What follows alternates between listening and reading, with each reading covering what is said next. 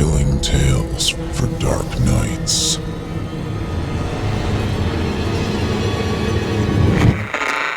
Want to make sure you never miss a Chilling Tales for Dark Nights video again?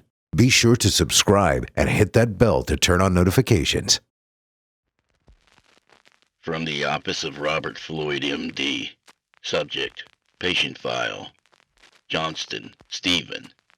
0104012. Gerald. Here's the transcript of my initial examination of Stephen Johnston after his arrest.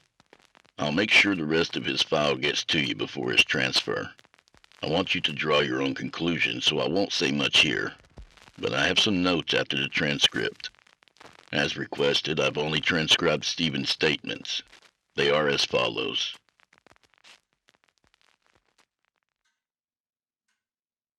Late night TV, infomercials, phone sex lines. God, they were awful. Like those pop-ups you used to get online before you could just block them all.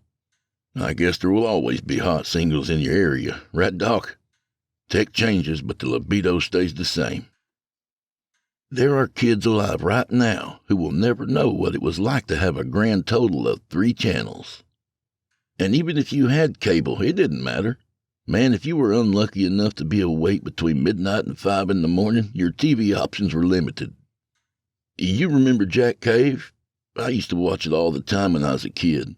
It was one of those syndicated shows, you know? The kind that you were never sure what channel it would be on. You just run across it by accident at like 2 in the afternoon on a Sunday. Or 2 in the morning, remember? Jack Cave was always on an adventure somewhere tropical. He was like a spy for hire. Always a different beautiful girl every week. Huge explosions. No? That's crazy. I think I eventually saw all of them, but with those shows you never knew. And if you saw part 1 of a 2-parter, forget it. You were never going to see part 2. Sorry. Yeah, okay. I'll get to it. So it was right after midnight, and I was propped up on my couch. Couldn't sleep. All congested and coughing. Hot 1 minute, freezing the next. Normal flu stuff. I took something for it, but it didn't help much. 2 night times would normally do the job, but not that night. The flu was kicking my ass hard that night. Besides, my wife was out of town for work, and I can't sleep for shit if she's not home. She offered to stay with me, but I urged her to go. I've always been the kind of guy that believes in keeping to your commitments. Anyway, so I'm sitting up and scrolling through the guide. The only sound is the tick-tick-tick of me thumbing the button. There were some movies I could have watched, but I still had hope that I would fall asleep, and I didn't want to start a movie I might sleep through. So eventually I run across NBG, and I turn it on, as much for background noise as for anything else. What? NBG? Oh, nothing but games. The network that's nothing but reruns of old game shows. I mean, they produce some new ones as well, but after 11 it's all oldies.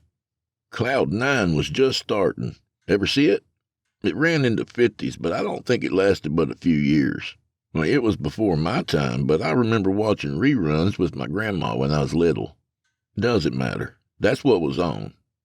They had the raised platforms, 4 on one side of the stage and 4 on the other, all trimmed with cotton or something to make them look like clouds. And in the middle, taller than the rest, was Cloud 9. The contestants would have to do challenges or answer questions on each of the 4 platforms on their side and be the first to get to the middle platform. Does that ring a bell? Guess not, huh? Well, you're kind of young anyway. No, I'm fine, just trying to keep it all straight in my head. Let's keep going. The music started, that silly high-energy music that sounds like it's all brass and horns. Then the camera does that sweeping kind of shot past the sign. The word cloud is cursive and made up all fluffy, and 9 is in all caps, trimmed with flashing lights. You know, to this day, I still have no idea what colors were on that sign. I've never seen it in anything other than black and white. Dick Kennett walks out from behind the curtain, waving and smiling, immaculate slicked hair and crisp suit. Everybody in the audience clapping, women yelling and shouting his name. Women loved Dick Kennett. Hell, my own mother loved him. She used to joke about leaving my father for Dick. The applause was starting to die down, and Dick took his usual place behind the podium. Hello again, everyone. I'm Dick Kennett, and welcome to Cloud 9, where the goal is to climb your way to happiness, the audience screamed. You know, Dick would always trail that part off and then let them answer. I know a lot of hosts have done it since then, but I think he started it. I'm not real sure, but Dick had a voice as smooth as warm butter. He keeps going. Exactly, my friends. Now let's welcome our first contestant. He's a cook and loves to get busy in the kitchen. All the way from Sweet 19, it's Jim Connor. The name sounded familiar, but come on, it's not uncommon. The audience booed. The curtain opened just enough and Jim was shoved out onto the stage. He was completely nude, and even without color, I could see the blood that was running from his hair. Bruises showed up fine, too. His wrists were tied together in front of him with what looked like a twisted coat hanger. And he was using his hands to cover, his genitals. He had a bit of a paunch, and on his ribs were dark bruises. He'd been worked over pretty good and was crying and carrying on. "What is this?" he says, squinting up at the bright lights. "Where am I?" Dick laughs that laugh of his along with the studio audience. "Why, you're on Cloud 9. The camera pans around and the audience goes nuts. This one guy, suit and all, like he was going to church, he was sitting near the aisle. He laughed so hard that blood spewed from his mouth and nose. Just erupted. He fell over into the aisle, still laughing and convulsing. The people in front of him are rubbing the blood everywhere, over their arms and faces. One woman began to lick it off her little girl's face, like a lioness cleaning her cub on a nature documentary. I froze, just trying to figure it out, process it. Was I dehydrated, or was I so feverish that I started hallucinating? Or was I just crazy? I wish I had an answer. Dick fixed his gaze back on Jim. Now, Jim, let's go over the rules, shall we? You must complete one challenge or answer one question per cloud to make your way to the top. If you get there before your opponent, you win. Fuck you, Jim said and spat blood onto the floor. He went from scared to pissed fast. Can't say that I blame him. If I was naked and looked like I'd been hit by a car, I'd be pissed too. Oh, Jimmy, that little outburst is going to cost you. Dick motioned to somebody off stage. You've given your opponent an advantage. Now, let's get a volunteer from the audience. The audience loses it. People are pushing each other out of the way, their hands high in the air. Fights broke out between grunts and screams. Dick points to someone. You there. Come on up here, sweetheart. It's the little girl, the one the mother was licking clean. She's completely normal looking, you know, except for all the blood and spit glazing her face. Just a young girl with a high ponytail and a striped dress. She daintily stepped onto the stage. The stagehand Dick had motioned to appeared on screen. He was male, you could tell that much. Just wore a dirty cloth around his waist. His chest had big areas of skin removed, leaving wide patches of just gray scar tissue. And his face, good Christ, his face. The number 9 was branded there. The top round part circled his left eye, and the tail end stretched all the way through his lips and to his chin. It just seeped fluid like he had been branded recently and hadn't healed. And he had a hammer. My father had been a butcher, and I'd seen a meat mallet plenty of times, but never that size. It looked like someone had made a 10-pound sledge to tenderize meat.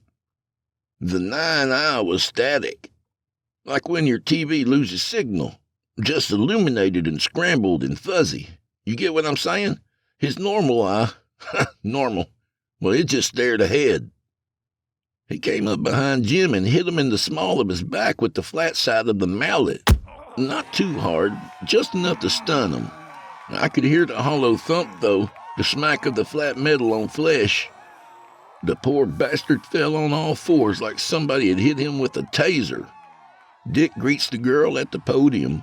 They're talking away from the microphone, smiling. and then he hands her a knife. A small knife, like he had smaller ones on hand just in case he called a child to the stage. The girl walks over to Jim slowly, the audience cheering her on. She gives them a shy smile. Jim looks up at her.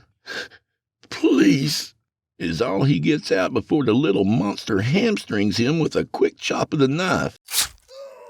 She sliced him right behind the knee like she had practiced it. I saw his hamstring pop like a cut rubber band and bunch up beneath the skin. He screamed, and the audience howled with laughter till you couldn't hear him anymore.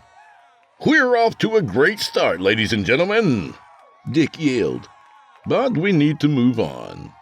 Please give a warm welcome to our other contestant. She owns a catering business and loves having a pen dipped in her company ink. Wink, wink. Also from Suite 19. Welcome, Laura Johnston."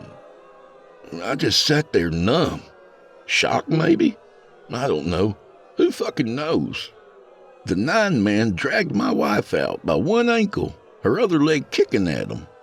Like Jim, her wrists were tied, and she had no clothes on. The body I knew like it was my own was on display for everyone to see. He dropped her ankle, then pulled her up by her hair with a hard yank. She stood, yelling and cursing until he let go. Dick walked over to her.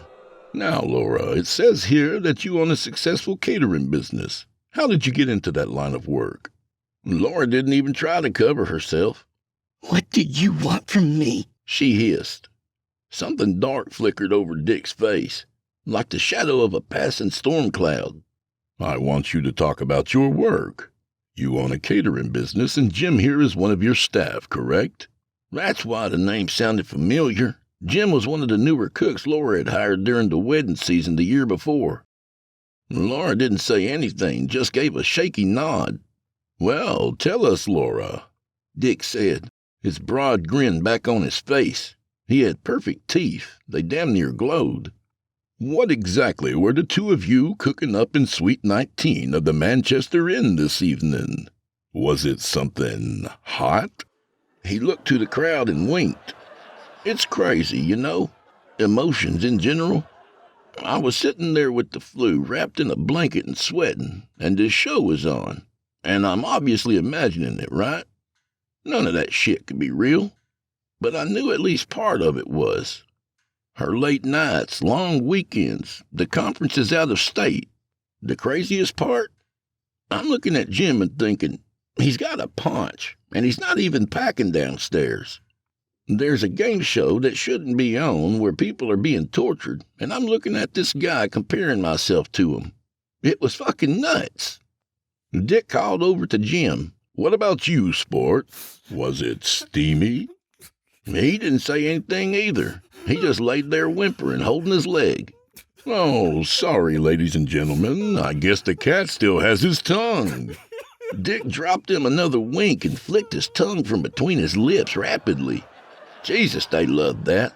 2 fights broke out between peals of laughter. One man grabbed another by his hair, wrenched his head back, then bit into his throat. Blood ran down the front of his pressed shirt as he shook. What? No, come on, Doc. What the hell were the police gonna do? What would I say? "Officer, please help me. My wife is being held hostage on a game show that was filmed 50-something years ago." Don't get me wrong, it passed my mind. But all I ended up doing was snatching up the remote and pressing record for the DVR to grab whatever I could.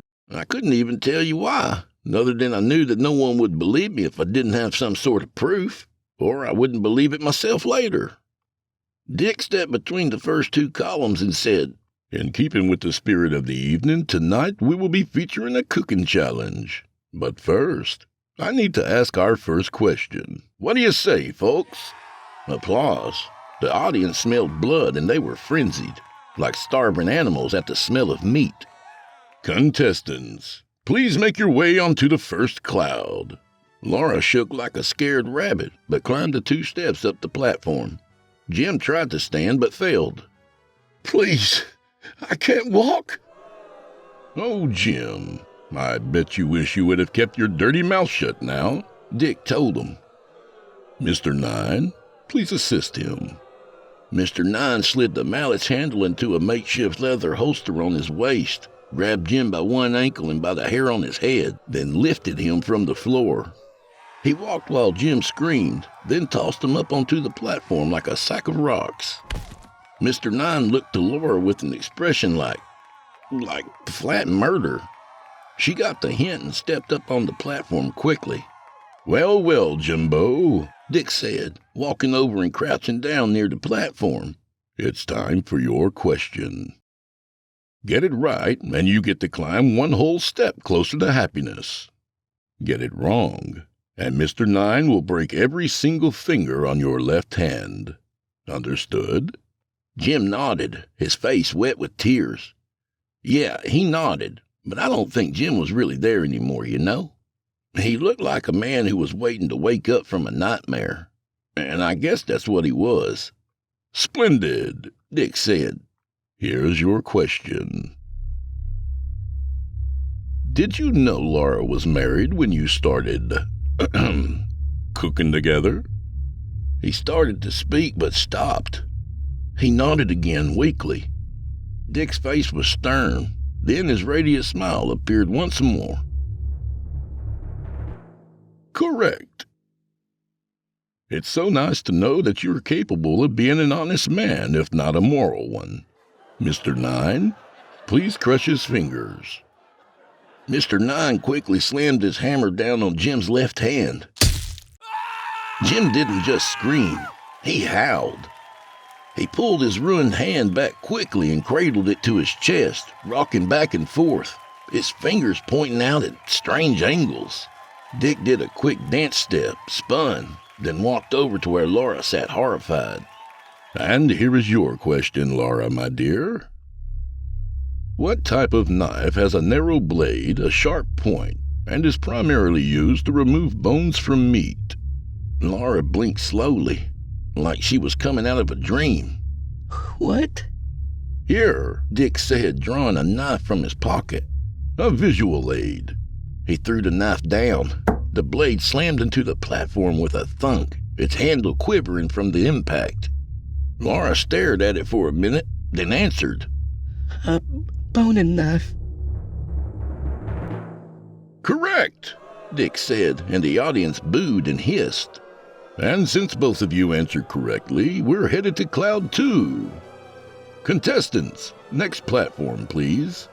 Laura rose and stepped gingerly over to the next platform. Jim looked at Mr. Nine, then hurriedly crawled up onto Cloud 2. A kind of trap door opened, and out rose these tables, each with different kinds of knives, short, long, serrated, smooth, and just all kinds of blades. Dick continued. Okay, here's the rules. Each contestant must prepare a dish with meat cut from their own bodies. Jim moaned pitifully, and Laura began to weep softly. I could still hear them when I think about it. And you must eat it, of course. But here's where it gets interesting. Different parts mean more points. Feeling squeamish and just want to take a toe? That won't even get you to the next cloud. But if you use some imagination, you may make it all the way to Cloud 9. Thunderous applause came from the audience. Each clap of hands seemed to vibrate the screen a little. And you'll have to hurry, folks. You only have 5 minutes to butcher yourselves. And it starts now! A large clock was lowered from the ceiling. Old dried blood crusted across its face. Laura shakily approached her table. But, how do we cook it? Dick spun and pointed to the audience, and they all started screaming and chanting in unison. Eat it raw! Eat it raw! Eat it raw! Jim broke first. I guess because he had already been hurt, already knew they were serious. He reached for a knife and grabbed the first one his hand touched. A cheap-looking steak knife, its wooden handle already beginning to splinter. Dick pointed to the clock and said, Tick-tock, chop-chop. I don't know what I expected, but I didn't expect to see Laura just walk off the platform. She hopped down and made her way over to the other cloud, the one Jim was on. She took the knife from him gently, then Then she just put it down. The audience screamed and booed. Hisses rose from the crowd as if they were snakes, and maybe they were. No, She said to Jim. we're not going to hurt ourselves for their amusement. I won't lie, even under the circumstances, I was kind of proud of her. She'd always been tough with a backbone of steel. What the hell was she doing with someone like Jim? Well, it will just stay part of the mystery, along with the rest of this shit. Dick's smile faltered and his eyes were shiny. Eat or die. She shook her head. Boy, oh boy, you are pissing me off, Dick said. Fine. It looks like we have a tie. More fighting in the audience, more screams and blood. Well, that doesn't sound very impartial.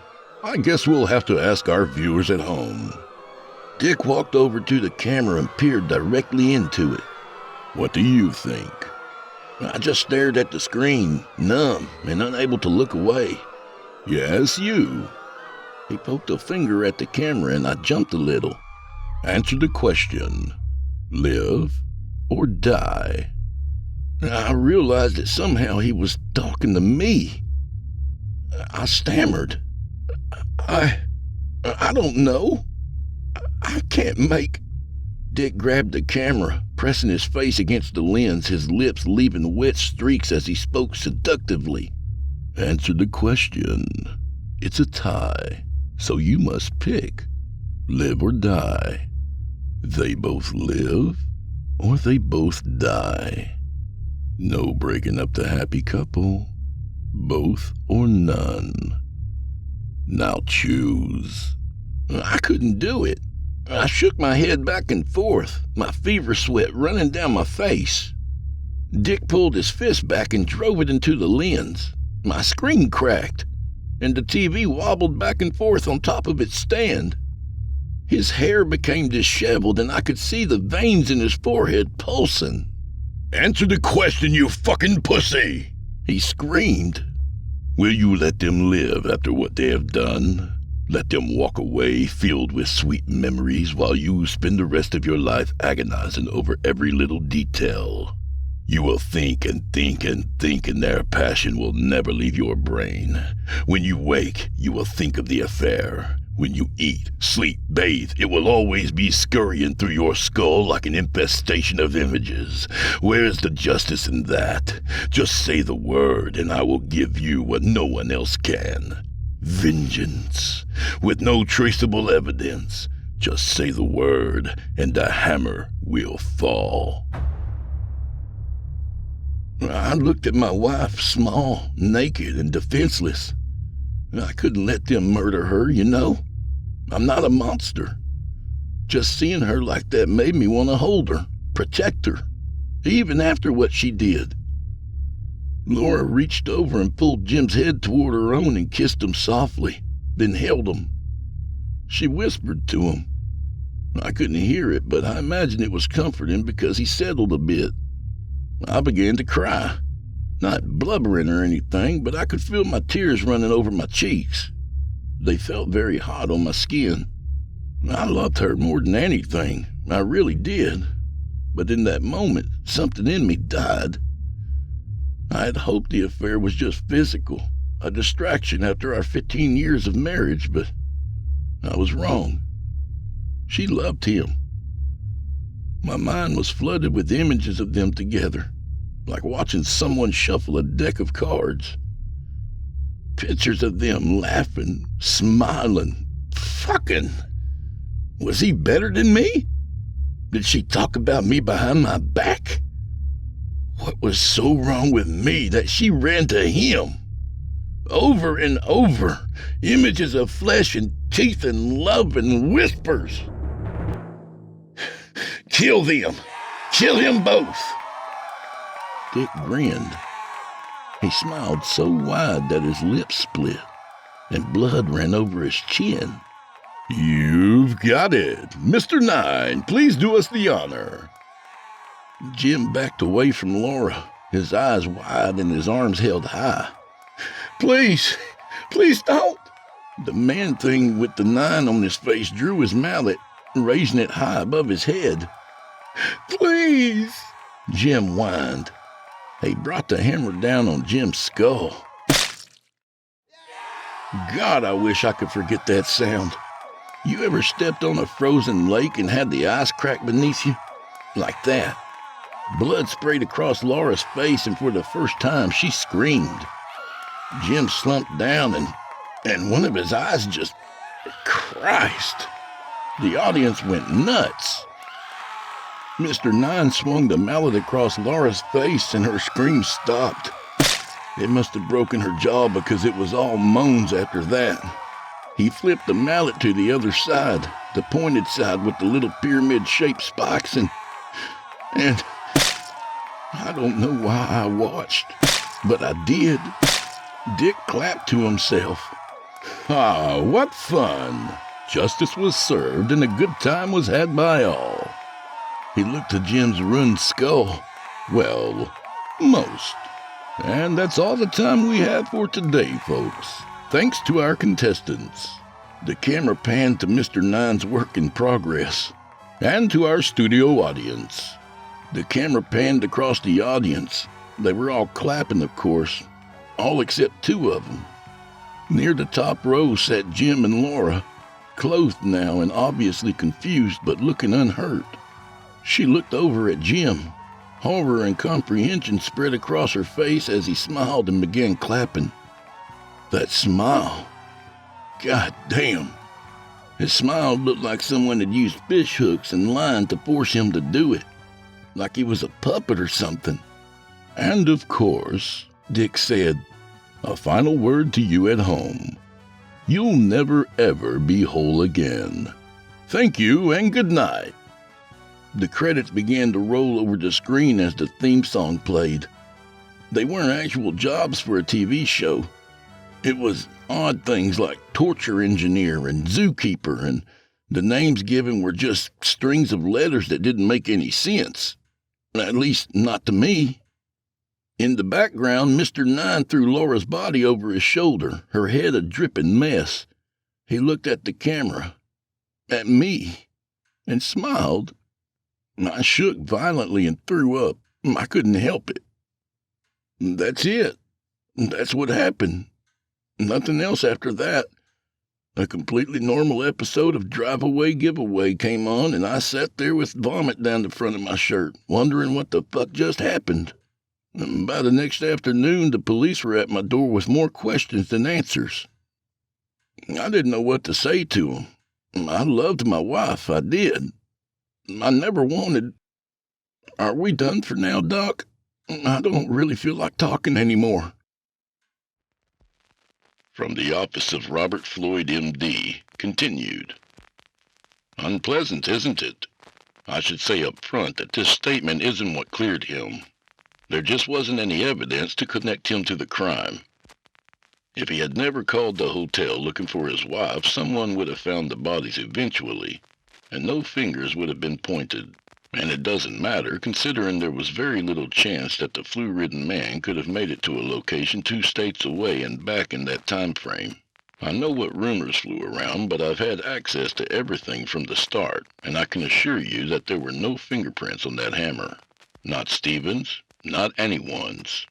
I've listened to Stephen's story multiple times, and I still can't draw a definite conclusion. Besides the obvious that this was a delusion or a hallucination brought on by sickness and stress, there are still inconsistencies that trouble me. Of course, finding out your wife was murdered while she was staying in a hotel with another man could cause extreme emotional trauma, but still there are oddities. It would be easy to dismiss the story as one of the examples I've given, but both are usually temporary in nature, and that is the case here. Stephen does not believe that any of what happened on the TV was real. What's troubling is that even though he believes it was all a hallucination, he insists that the series itself was real, that Cloud 9 was an actual game show that aired on television years ago. He does not, however, believe that the episode in question existed. He also asserts certain products are real and cannot handle being told otherwise. For example, when confronted with evidence that there has never been a show about a spy named Jack Cave, he gets terribly upset. During one of our earlier sessions, I brought him a package of NyQuil, what he referred to as nighttime, and was promptly accused of fabricating it to make him look crazy. As for the recording of the episode in question, it was almost entirely blank. There is less than a minute of actual footage out of approximately half an hour of static. It was from a black and white televised game show, but it only briefly shows the audience, then immediately cuts out. We've never been able to identify it, even after getting some assistance from representatives of the game show network. Note, do not call it that in front of the patient. I've also attached a clip for you to see, but I promise it's nothing exciting. I will say this. On the recording, if you pause it and look closely, there are a couple of people who really do favor his dead wife and her lover. It's mildly unsettling, but a coincidence nonetheless. Get back to me if you have any insight on this after you've had a chance to speak with him. Give my best to your wife and kids. Rob. Dr. Robert Floyd, M.D., Northern United Psychiatric Hospital. Chilling tales for dark nights.